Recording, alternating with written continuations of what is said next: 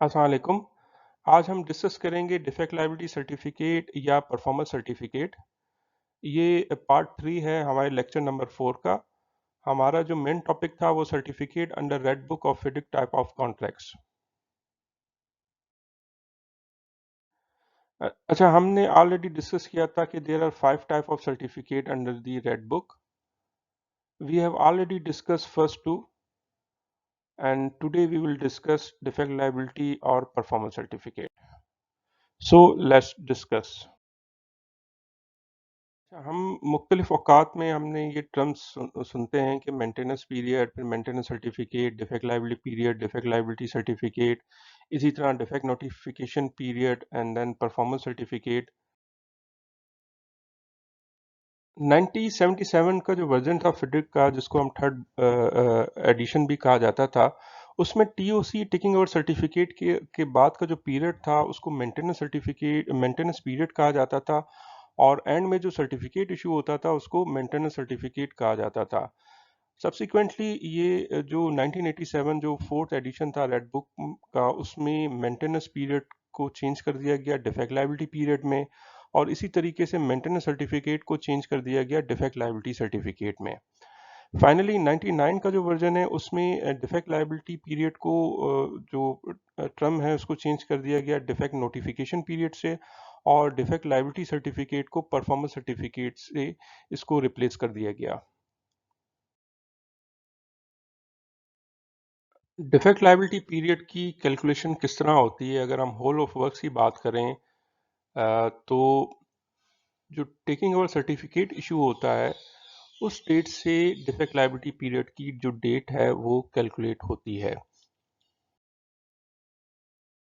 लेकिन अगर जो कंप्लीशन इन पार्ट्स में हो या एक से ज़्यादा टेकिंग ओवर सर्टिफिकेट इशू हो, तो जो लेटेस्ट टेकिंग ओवर सर्टिफिकेट है उससे डिफेक्ट लायबिलिटी या डिफेक्ट नोटिफिकेशन पीरियड की जो डेट है वो कैलकुलेट होगी। During defect liability period contractor कौन सी चीज़ें हैं जो वो अंडरटेक कर रहा होता है? सबसे पहली चीज़ जो वो कंप्लीट करता है, आउटस्टैंडिंग वर्क्स हैं वो कंप्लीट करता है। वो आउटस्टैंडिंग वर्क्स जो टेकिंग ओवर सर्टिफिकेट के साथ उसकी एक लिस्ट अटैच होती है और वो द इंजीनियर नोटिफाई करता है। तो कॉन्ट्रैक्टर जो है वो outstanding works as soon as possible और within reasonable time as stated by the engineer वो कंप्लीट करता है कॉन्ट्रैक्टर। सेकेंड चीज़ बहुत अहम है जी, कि वो जो भी डिफेक्ट्स या डैमेजेस आते हैं ड्यूरिंग डिफेक्ट लायबिलिटी पीरियड उनको वो ठीक करता है, और ये डिफेक्ट और जो डैमेजेस हैं ये नोटिफाई होते हैं बाय द एम्प्लॉयर। मज़ीद आपको क्लियर कर दूं कि आउटस्टैंडिंग वर्क्स जो हैं वो डिफाइंड होते हैं bye the engineer at the time of taking over certificate, लेकिन जो डिफेक्ट और डैमेजेस हैं ड्यूरिंग डिफेक्ट लायबिलिटी पीरियड वो नोटिफाई होते हैं बाय द एम्प्लॉयर। इसमें एक और भी बहुत इंपॉर्टेंट पॉइंट है कि जो डिफेक्ट लायबिलिटी पीरियड का वर्ड है वो चेंज हुआ डिफेक्ट नोटिफिकेशन पीरियड में, यानी लायबिलिटी वर्ड चेंज हो गया नोटिफिकेशन से। तो अब इसका मतलब यह है कि contractor liability is to repair any defects which have been notified, यानी डिफेक्ट लायबिलिटी या डिफेक्ट नोटिफिकेशन के पीरियड में जो रिपेयर या डैमेजेस नोटिफाई करेगा एम्प्लॉयर, तो कॉन्ट्रैक्टर की लायबिलिटी उसी तक लिमिटेड है। ठीक है। Extension of defect liability period under FIDIC 99 version जो है, अच्छा, एक बड़ी अच्छी जो प्रोविजन 99 वर्जन में इंट्रोड्यूस हुई वो ये है कि डिफेक्ट लायबिलिटी पीरियड की एक्सटेंशन भी हो सकती है। Employer is entitled for extension in defect notification period if works or section or major item of plant cannot be used for purpose intended by reason of default or defect or default of the contractor। यानी पूरा काम या उसका कोई section या major item या plant वो use ना हो सके जिसके लिए उसको आई मीन बनाया गया है, वो उसके लिए वो यूज ना हो सके, तो डिफेक्ट नोटिफिकेशन पीरियड जो है वो एक्सटेंड हो सकता है। डिफेक्ट नोटिफिकेशन पीरियड से कि इनिशियली 1 साल का है या किसी पीरियड का है, एक्सटेंड हो सकता है फॉर मैक्सिमम 2 इयर्स तक। हम बात करते हैं कि issuance of defect liability certificate या परफॉर्मेंस सर्टिफिकेट, यानी परफॉर्मेंस या डिफेक्ट लायबिलिटी सर्टिफिकेट किस तरह इशू होता है।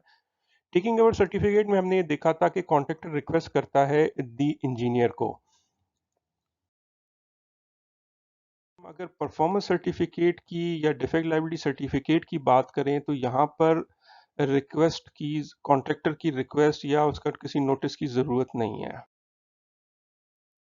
रादर ये दी इंजीनियर की प्रोएक्टिव ड्यूटी है कि with in 21 days after expiration of defect notification period या soon after expiration of defect notification period, as the contractor has supplied all contract documents required under the contract, completes all works and accordingly complete the tests and remedying all defects।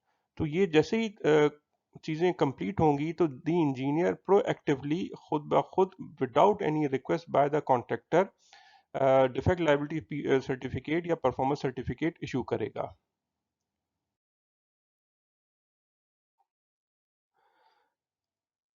अच्छा, in case of TOC हमने देखा था कि जो पिछले जब lecture में discuss कर रहे थे, तो TOC taking over certificate issue हो रहा था कॉन्ट्रैक्टर को और उसकी कॉपी जा रही थी द एम्प्लॉयर को। मगर अगर हम बात करें डिफेक्ट लायबिलिटी सर्टिफिकेट या परफॉर्मेंस सर्टिफिकेट की, तो 1987 के वर्जन में डिफेक्ट लायबिलिटी या परफॉर्मेंस सर्टिफिकेट इशू होगा द एम्प्लॉयर को और उसकी कॉपी जाएगी द कॉन्ट्रैक्टर को। 99 वर्जन जो फिडिक का है उसमें बात करें तो उसमें वो सिमिलर है, कॉन्ट्रैक्टर को इशू होगा और कॉपी जाएगी द एम्प्लॉयर को। एक बहुत इंपॉर्टेंट पॉइंट है कि ओनली डिफेक्ट लायबिलिटी सर्टिफिकेट या performance certificate shall constitute approval of works. इसका मतलब यह है कि जब तक डिफेक्ट लायबिलिटी सर्टिफिकेट या performance certificate the engineer issue नहीं करता तो होल ऑफ वर्क्स या पूरे प्रोजेक्ट की अप्रूवल तस्वुर नहीं की जाएगी। अच्छा, जो इंडिविजुअल वर्क्स हैं जो टाइम टू टाइम टेस्ट होते हैं किसी इंडिविजुअल वर्क्स के और वो द इंजीनियर उसको पास करता है, वो अपनी जगह स्टैंड करता है, लेकिन टोटल जो प्रोजेक्ट की कंप्लीशन या उसकी अप्रूवल उस वक्त तस्वुर की जाएगी जब डिफेक्ट लायबिलिटी सर्टिफिकेट या परफॉर्मेंस सर्टिफिकेट इशू हो जाएगा।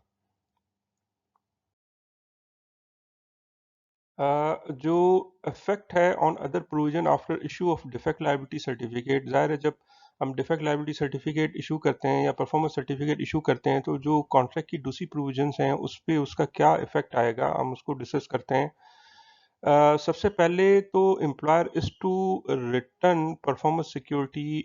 अगर हम बात करें 14 दिन के अंदर अंदर, 1987 का जो वर्जन है वो ये कहता है कि 14 दिन के अंदर अंदर परफॉर्मेंस सिक्योरिटी जो है वो एम्प्लॉयर ने वापस करनी है। और 99 का जो वर्जन है उसमें 21 दिन दिए गए हैं कि एम्प्लॉयर ने जैसे ही डिफेक्ट लायबिलिटी सर्टिफिकेट इशू होगा उसके 14 या 21 दिनों में आपने परफॉर्मेंस सिक्योरिटी एम्प्लॉयर ने वापस करनी है। सेकेंड चीज़ के no claim is to be made against performance security. 1987 में एक प्रोविजन मौजूद है उसमें यह है कि जैसे ही आपने टेकिंग ओवर सर्टिफिकेट जो परफॉर्मेंस सर्टिफिकेट है वो आप इशू करेंगे या डिफेक्ट लायबिलिटी सर्टिफिकेट इशू करेंगे तो परफॉर्मेंस सिक्योरिटी के अगेंस्ट आप कोई क्लेम नहीं कर सकते।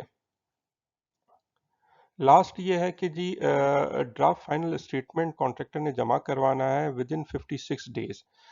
1987 में भी और 99 वर्जन में भी यही प्रोविजन है, 56 डेज दिए गए हैं कि जैसे ही परफॉर्मेंस सर्टिफिकेट या डिफेक्ट लायबिलिटी सर्टिफिकेट इशू होगा उसके 56 या 56 डेज में कॉन्ट्रैक्टर ने ड्राफ्ट फाइनल स्टेटमेंट है वो जमा करवाना है।